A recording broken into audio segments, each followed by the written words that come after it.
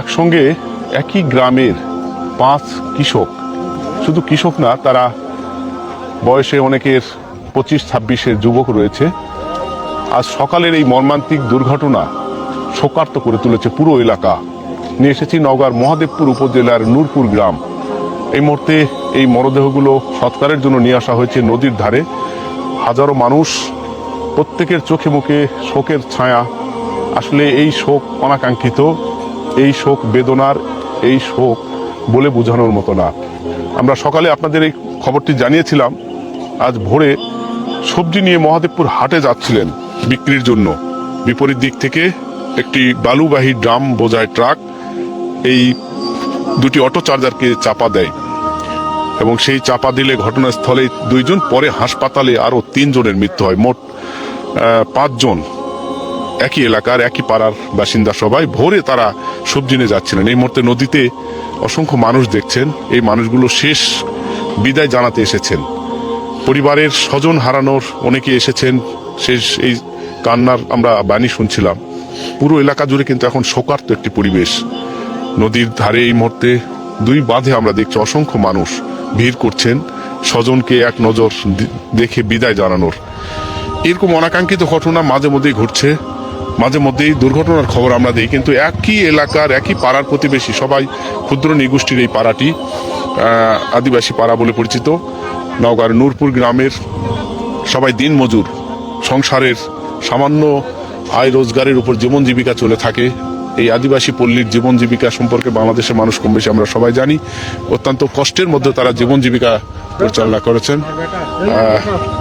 এই মুহূর্তে বিপ্লব না, আপনার ছেলে হয়? ছেলেকে কখন আপনি লাস্ট শেষ কথা বলেছিলেন? কথা বলতে পারিনি। বলতে পারেন না? কালকে কি করতো বিপ্লব? কাজ করতো, সিলেটে কাজ করতো, সেলুনে কাজ করতো। সেলুনে কাজ করতো। আর ছেলে মেয়ে কয়জন? একটাই বাচ্চা, কে বলে এই মনে বাচ্চা হয়েছে, ছোট্ট বাচ্চা আছে। বেটা। কখন গেছিল হাটে? হ্যাঁ, হাটে কখন গেছিল? হাটে কখন গেছে? হাটে মনে গেছে 4টার দিকে। 4টা, ভোর 4টার দিকে হ্যাঁ। বের হয়েছিল, সবজি নিয়ে বের হয়েছিল, আমরা শুনতে পাচ্ছি। পরিবারের আমরা হাটে যাচ্ছি। আপনারও যাচ্ছিলেন? হয় হাটে যাতেই যা দেখি এই পরিস্থিতি, বুঝতে পারছেন? যা দেখো এই পরিস্থিতি।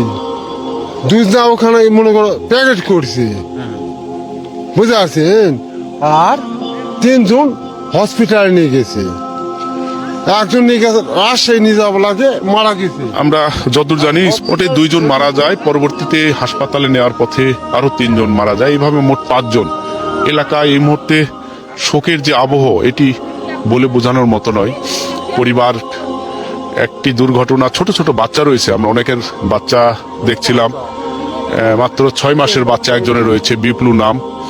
স্বজনদের এই কান্না, এই বেদনা কোনোভাবেই বলে বোঝানোর মতো নয়। শেষ পরিবারের সদস্যরা এসেছেন। পুরো গ্রাম জুড়ে এই আহাজারি। নওগাঁর মহাদেবপুরের নূরপুর গ্রাম এখন শোকের গ্রাম। একই এলাকার পাড়া প্রতিবেশী, কেউ চাচাতো ভাই, ফুফাতো ভাই, মানে জ্যাঠা এবং আপনজনের মধ্যেই। এবং বয়স আমরা যে দেখছিলাম, প্রত্যেকের বয়স 20 থেকে 35-40-এর ঘরে, অর্থাৎ যুবক। সদ্য বিয়ে করেছেন অনেকেই, আবার অনেকেই সবেমাত্র কৃষিকাজে নিজেকে যুক্ত করেছিলেন। সব মিলিয়ে এই ভয়াবহ আবেগ, এই দুর্ভোগ, হ্যাঁ, সবাই এই শোকার্ত পরিবারের। তো এই পরিবার এলাকাটি মূলত আদিবাসী এলাকা হিসাবেই পরিচিত। ক্ষুদ্র নিগোষ্ঠী যাকে বলা হয়ে থাকে বা আদিবাসী। 5 জনই কিন্তু আদিবাসী পরিবারেরই সদস্য। এবং মানুষ হিসাবে আদিবাসীদের জীবন জীবিকা সম্পর্কে আমরা কম বেশি সবাই জানি। অত্যন্ত কঠোর পরিশ্রম করে তারা জীবন জীবিকা নির্বাহ করে থাকেন। আর সকালে এই দুর্ঘটনার পর আমরা প্রশাসনের কোনো সহযোগিতার বার্তা এখনো পাইনি। তবে প্রশাসন কি করবে পরের বিষয়টি রয়েছে। এবং মরদেহগুলো হস্তান্তর করার পর এই মুহূর্তে সৎকারের জন্য তারা নদীর ধারে নিয়ে এসেছেন। 5টি পরিবারের একসঙ্গে যখন এই মরদেহগুলো কাঁধে করে নিয়ে যাচ্ছিলেন, সে এক ভয়ানক আবেগ ঘন পরিবেশের তৈরি হয়। এবং দুর্ঘটনা যে কত দুর্ভোগের, কত কষ্টের এই গ্রামগুলোতে আজকে তার একটি জলজান্ত হয়ে ফুটে উঠেছে। নওগাঁর মহাদেবপুর উপজেলার নূরপুর গ্রাম, আদিবাসী পল্লীর এই গ্রামে আজ শোকের বার্তা। পরিবারের প্রিয়জনকে হারিয়েছেন, কেউ কেউ ভাইকে হারিয়েছেন, কেউ বাবাকে হারিয়েছেন, ছোট শিশু, কেউ আবার পরিবারের চাচাতো ভাই, ফুফাতো ভাই, আপনজন সবাই। অত্যন্ত হৃদয়গ্রাহী এবং অত্যন্ত কষ্টের বিষয়, এবং প্রত্যেকের দিক থেকে আমরা এই কষ্টটি পাচ্ছিলাম। গ্রাম জুড়ে আজকে হাহাকার। নওগাঁর মহাদেবপুর উপজেলার নূরপুর, এই মুহূর্তে অসংখ্য মানুষ, অসংখ্য প্রতিবেশী, পাড়া প্রতিবেশীরা নদীর ধারে, আমি যদি আপনাদের একটু দেখাই, নদীর ধারে শেষ বিদায় জানাতে নিয়ে এসেছেন। সৎকার আদিবাসী রেওয়াজ অনুযায়ী যেভাবে সৎকার করে থাকে, ঠিক সেই সৎকারের প্রস্তুতি নিচ্ছেন তারা। এবং সৎকারের তারা আজকেও ভাবেননি যে এরকম একটি নির্মম মৃত্যুর মাধ্যমে তাদের জীবনের শেষ পরিণতি ডেকে আনবে। একসঙ্গে একই এলাকার 5 জন, এবং সবাই পাড়া প্রতিবেশী, আপনজন, ফুফাতো, চাচাতো, মামাতো, এইরকম একটি পরিবারের সদস্য তারা। স্বাভাবিকভাবেই অত্যন্ত হৃদয় বিদারক ঘটনা, এটার বলার অপেক্ষা রাখে না। আমরা সোমবারটি প্রথম থেকেই বিভিন্ন গণমাধ্যমে আপনারা ইতিমধ্যে অবগত হয়েছেন। সারা দেশের সবচেয়ে আজকের দুর্ঘটনা যতগুলো ঘটেছে, সেই দুর্ঘটনাগুলোর মধ্যে বড় ঘটনা এটি আমরা আমাদের জানা মতে। কারণ একই এলাকার, একই সঙ্গে এক স্পটে 5 জনের মৃত্যু। বিভিন্ন জায়গায় এই দুর্ঘটনাগুলোর খবর আমরা দিয়ে থাকি, পেয়ে থাকি। তবে আজকের এই ঘটনাটি হৃদয়কে নাড়া দেওয়ার মতো। এবং অ্যাক্সিডেন্টটি যেটা হয়েছিল, যে নওগাঁর মহাদেবপুরে যে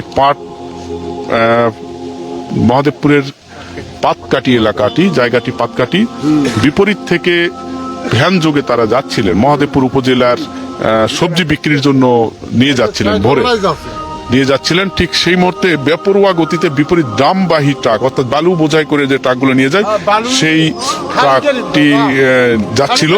এবং মজার, আমরা আরেকটি বিষয় দেখছিলাম যে ট্রাকটি পরিচালনা করছিলেন, চালাচ্ছিলেন, এটি চালক ছিল না, আসলে হেল্পার, অদক্ষ হেল্পার, হয়তো শিক্ষানবিশ, সবে মাত্র শিখছে।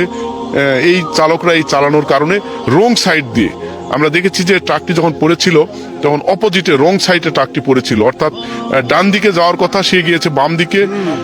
এবং বাম দিকে ট্রাক, ডান দিকে তাদের যাওয়ার যে রুল ছিল, সেটা ভেদ করে খাদে পড়ে যায়, এবং স্পটে 2 জন মারা যায়। এবং পরবর্তী ধাপে হাসপাতালে নেওয়ার পথে আরো 3 জনের মারা যায়। এই মোট 5 জন, এবং আরো একজন আহত অবস্থায় হাসপাতালে রয়েছে। আবারও জানিয়ে রাখি, নওগাঁর নূরপুর গ্রামের এই ঘটনাটি খুবই মর্মান্তিক। এই মুহূর্তে মরদেহটি শেষ বিদায়, শেষকৃত্য অনুষ্ঠান, আদিবাসী সম্প্রদায়ের মানুষ, এরা ক্ষুদ্র নৃগোষ্ঠীর যেটা বলা হয়ে থাকে, পরিবারের বিদায় জানাতে এসেছেন অসংখ্য মানুষ।